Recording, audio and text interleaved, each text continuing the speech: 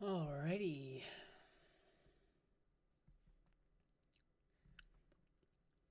Check, microphone check.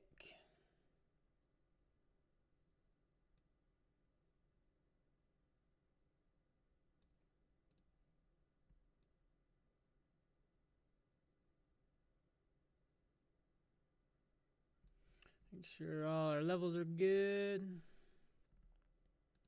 Check, mic check. That's good.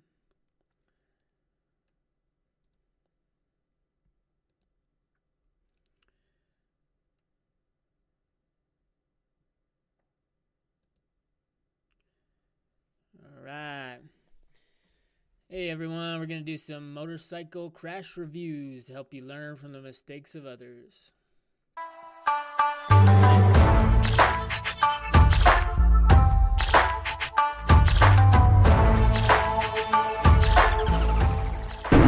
Hey guys, it's always good to learn from the mistakes, so today we are starting with the rider who was riding dangerously close to the cars on the right side. It didn't take long for the consequences to appear. Lane splitting on the highway. Looks like he just missed it. Bike went there and smacked right into the rear bumper of that car. Hey guys, it's always good to learn from the mistakes, so today we are starting with the rider who was riding dangerously close to the cars on the right side.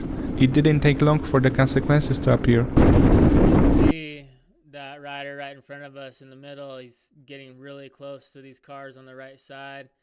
He's almost bullying them out of their lane, and he just misjudges his width. You need to learn spatial awareness if you're going to try and maneuver a motorcycle through tight spaces.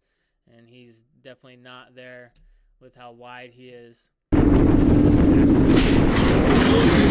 There's plenty of room there to fit any motorcycle right in between those vehicles, and he just tags that bumper. So this is something that you should avoid in the first place. If you're thinking about lane splitting, it's very dangerous even if everything goes right. And if you don't have good spatial awareness and kind of relative relation to your size and space, then you're going to end up like this.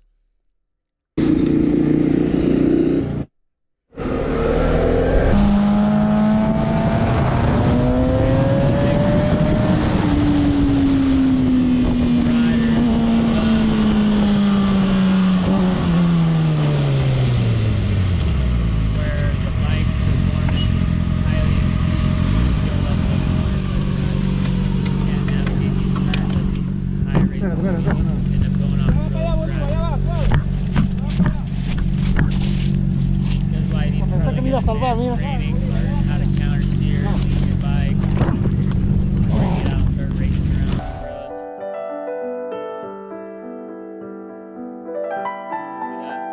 Going swimming. That's when your motorcycle turns into a jet ski right there. Yeah, so talk about having awareness ahead of time. Let's look at that one again. If you're riding in these conditions and the roads are flooded, and then you need some big following distance and space cushions so that way you can gain information up ahead.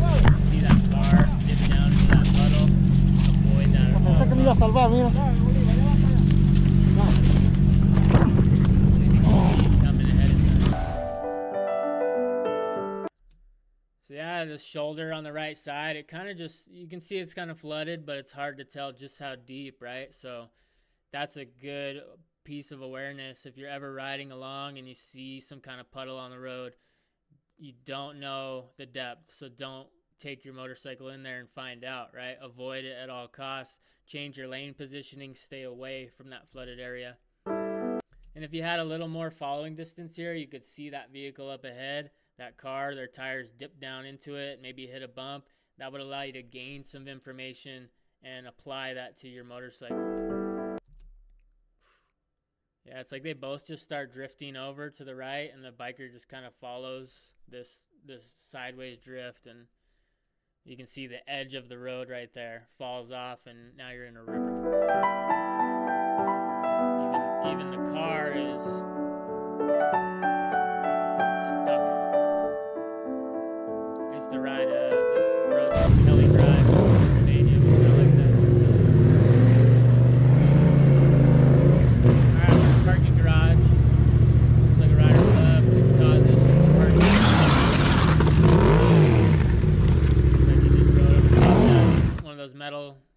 brakes on the ground. Right out. Hey guys, did you know some drivers are ditching their car insurance and they're doing this instead? Yeah, no, they're not. Good try though. See if we can just go back and check out that rear tire washing out on the plate. Got a better connection going now than earlier, so that's good. If you're in the chat, feel free to jump in, say hello. Let me know how the audio sounds, how the video sounds. So yeah, right here you can already see these little square metal plates on the ground, some kind of like manhole covers, sewer lid covers. But as soon as you identify something like that, you want to slow it down, give that thing a wide berth, maneuver your bike around those. I don't know if you can see my cursor on the screen, hopefully showing up, but just avoid those, right? Don't ride over that. Expect it's going to be a little bit slippery. And if you do need to ride over it, you want to try and straighten your bike up and do it with a nice, smooth, low throttle. You can kind of hear the rev, right? As it passes over top of it. That's the last thing you want to do, right? Giving it throttle. Riding in a group requires a lot more focus. The rider in the back found that out when he had to change plans in an instant. Yeah, riding in a group requires way more focus. Everybody needs to be 100%. If not, then get away from it. Riders like this, full-on target fixation into that signpost. It's like, if you get onto that rough patch crap shit, either continue to adjust your lane position and get off of it, or slow your bike down and stop. Don't continue to ride on it. And that biker is just taking off, like, wants no part of this. I don't want to be in this group. I don't care about other people as well. So yeah, right here on the highway, then you got this guy like trying to signal everybody to get off. It's already just a bad recipe. You got people speeding, people trying to merge on top of each other.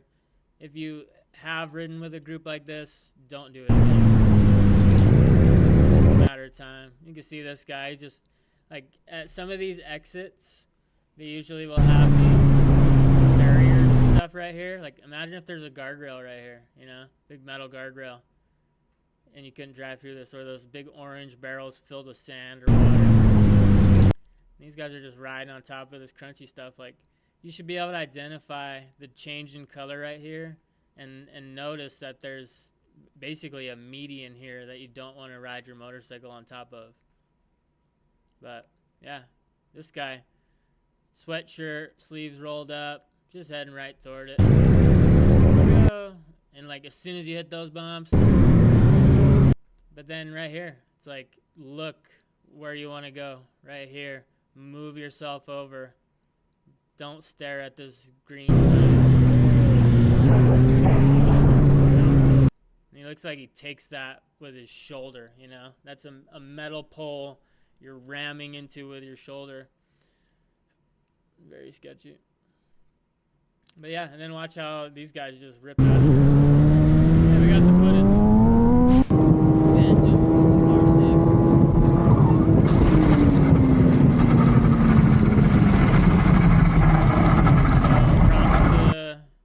Full gear, $30,000 motorcycle. I don't know about that. $6,000 on Craigslist maximum. He said he was going too fast. I doubt that's the case. He's riding in a straight line. There's absolutely nothing happening. He's definitely speeding, but this is all rider error. Like, why does he wash out right there? Why does he go down? There's no reason for it. Probably a panic brake. Sounds like you can hear the tires squealing. So right there, it's like maybe he identified a vehicle right ahead of him up here and realized he was hauling butt right towards it. Maybe not going to be able to maneuver, panicked, grabbed a hold of some brakes. You can hear the skidding, and then you can see how it just dives and takes a fall. So it's not because he's going too fast, because the lack of training, lack of experience, lack of riding skill. So you buy a $30,000 motorcycle, don't know how to ride the thing, and then go haul butt on it on the highway. This is what ends up happening.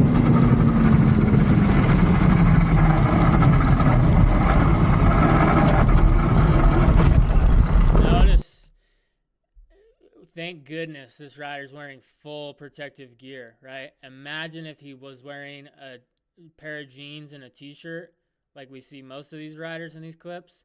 Imagine that distance of that slide, that speed, what it would have done to his body, right? Absolute cheese grater. He would have been disintegrated, right? By the time he made it here, he's missing the whole bottom half of his body, right? Put that in perspective. Keep that in mind every time you ride. So, good job wearing gear. It's the only thing that's safe. Maybe now you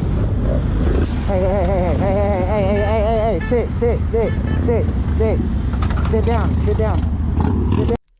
So right away, this clip starts obviously after a crash has taken place. Everybody's pulling over.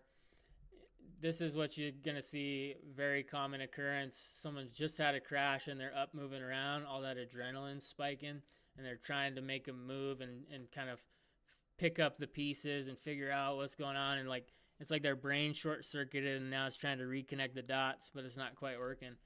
So you have people like this who just kind of zombie walking along. Is your head okay? Relax. And then you see why it happened, right? So that's the aftermath. Now we go just a moment prior, and you can see these guys high speed, ripping and racing, lane splitting through traffic, heavy traffic situation on the highway. Everybody's hauling butt, racing each other like it's a video game, you know? Right there, another example. Trying to lane split between cars, not good spatial awareness, not good decision making.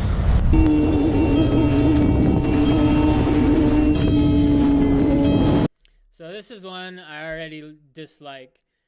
We're on the highway, right? Again, high speeds. Now, the clip starts and the rider's just constantly head checking at this SUV. So there's a good chance that the SUV did something, maybe cut off the rider or kind of merged over, maybe distracted for a minute. Whatever happened, it inconvenienced this rider a little bit, maybe scared him a bit. And now the rider's just constantly head checking at the SUV. So you'll see this a lot where motorcycle riders are, a vehicle does something, makes a mistake, and then the rider starts flipping off the vehicle, throwing their hands up, raging out, and they're focusing on the driver on the vehicle instead of just being grateful that, okay, near accident avoided, everything's cool, nothing happened, non-issue. Let me maintain focus or regain focus on what's ahead of me and continue on and survive on my motorcycle. Instead, they're like completely fixated on what just could have happened and all this attention to the vehicle next to them, no attention on the road ahead, and then you get into an even worse crash or into a crash because of it.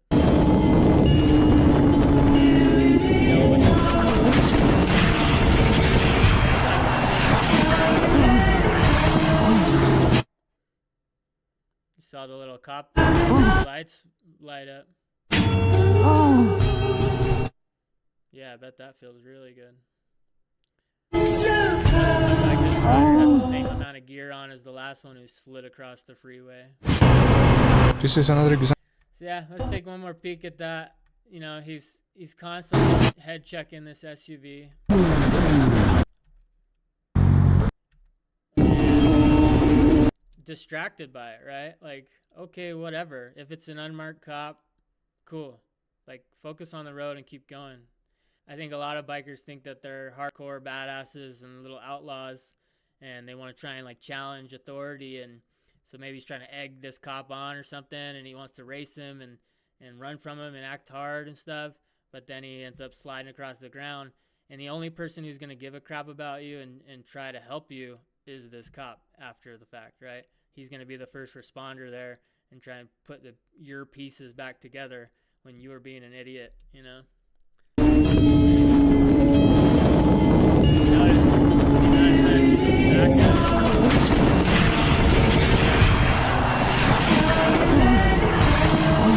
it.